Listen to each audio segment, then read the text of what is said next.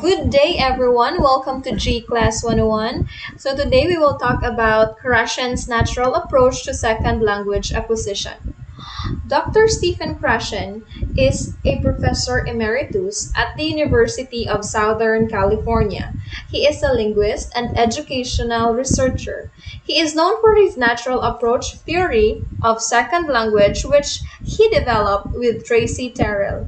His theory is centered on a comprehension-based approach to foreign and second language teaching. Krashen and Terrell's theory focuses on both oral and written communication skills. It was developed on the premise of four principles. First, comprehension of language begins before language production. Second, language production emerges in stages. Third, language learning is done using communication and interaction in the target language. Fourth, classroom tasks and activities are centered on students' interest and lower their affective filters. The goal of the natural approach is the ability to communicate with native speakers of the target language. There are 5 hypotheses that outline the natural approach theory as defined below. First, the acquisition or learning hypothesis. Krashen, in his theory of second language acquisition, suggested that adults have two different ways of developing competence in second languages: acquisition and learning. Krashen, year 2013, and Krashen and Terrell, year 1998, make a distinction between language acquisition and language learning. First, language acquisition. This occurs subconsciously. While it is happening, we are not aware that it is happening. We think we are having a conversation, reading a book, watching a movie. Of course we are, but at the same time, we might be acquiring a language. Also, once we have acquired something, we are not usually aware that anything has happened. The knowledge is stored in our brains subconsciously. Language acquisition is sometimes referred to as picking up a language. Next, it's language learning. On the other hand, it is a conscious effort. Language learning is a direct and conscious effort to learn the rules that govern the use of the language. Error correction is supposed to help in the learning process. When we make a mistake and are corrected, we are supposed to change our conscious version of the language. When a child says, "I go to school," and the teacher corrects it with, "No," you say, "I went to school." The learner is expected to remember the past form of the irregular verb go is went. The implication of this hypothesis to second language acquisition is to strike a balance between the principles of acquisition and learning. Learners must be immersed with activities that are context-based language simulations to enable learners to subconsciously use the target language, and from these experiences make learners realize, either through direct or indirect correction of the language rules, that they need to learn in order to appropriately respond to various language demands in appropriate context. Second hypothesis, the natural order hypothesis. The natural order hypothesis explains that we acquire, not learn, the parts of a language or grammatical structures in a predictable progression. There are some grammatical structures that are acquired early on, while others are acquired later in life. Children learn labels of things to make sense of what they see in their immediate environment and proceeds to action words so that they can express their needs. Similar natural order occurs even in second language acquisition. Even if there is a natural order of the acquisition of the grammatical structure in L1 and L2, such order is not exact because learners do not proceed in the same pace. But the variation among acquirers is not as extreme as we may think. The implication of this hypothesis is that language materials must be carefully designed to consider the natural order of the grammatical structures in first and second, or foreign language teaching materials. Next hypothesis is the input hypothesis. The input hypothesis explains that language learners acquire language by receiving comprehensible input that is an input slightly higher than their current level of proficiency. This is in consonance with Vygotsky's zone of proximal development on scaffolding. This hypothesis relates to acquisition, not to learning. Krashen claims that people acquire language best by understanding input that is a little beyond their present level of competence and consequently believes that comprehensible input should be provided. The input should be relevant to the field of experience of learners and not grammatically sequenced.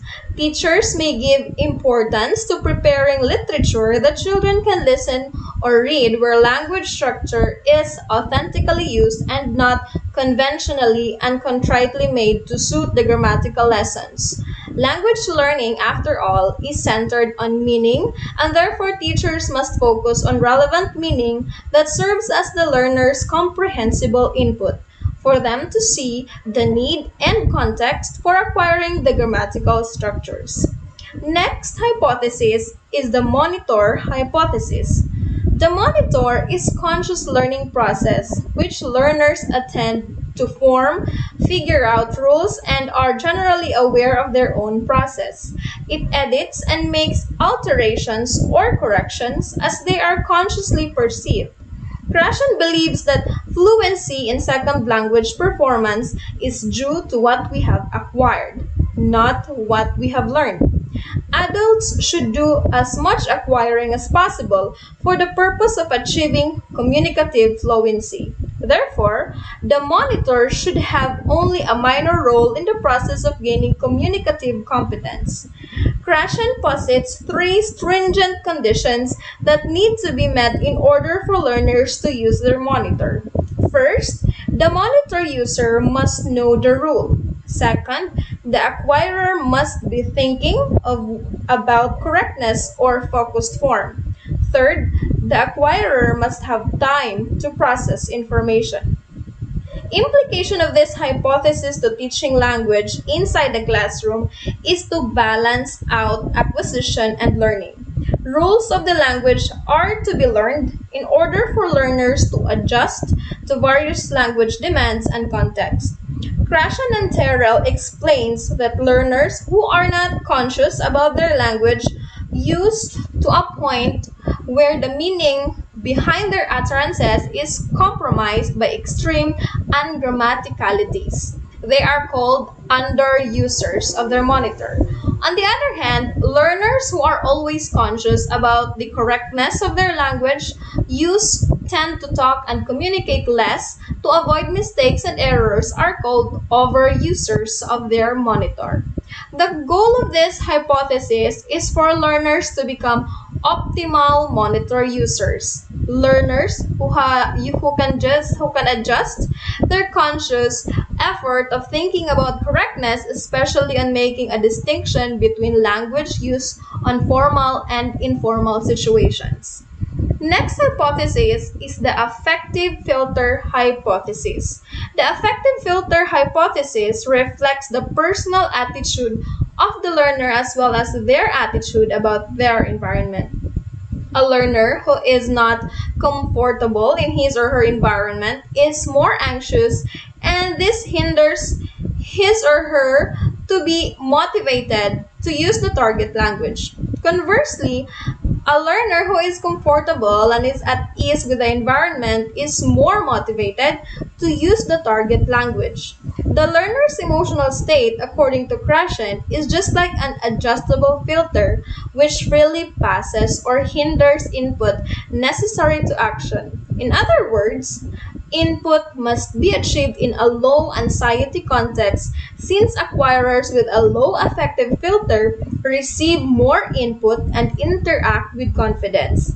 The filter is effective because there are some factors which regulate its strength. These factors are self-confidence, motivation, and anxiety state. The pedagogical goal in a foreign or second language class should thus not only include comprehensible input, but also create an atmosphere that fosters a low affective filter.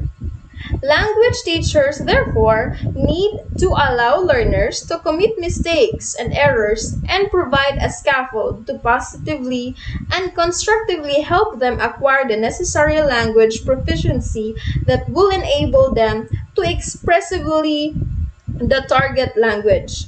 Correcting the child every time he or she commits a mistake will most likely make him or her create a wall that will hinder from talking or using the target language. Being a proficient in a language starts at being non-proficient. No one is born proficient in a language, even in his or her first language, but he or she has the potential to acquire and be proficient both in the first and the second languages. Thank you so much for listening. Don't forget to subscribe in this channel.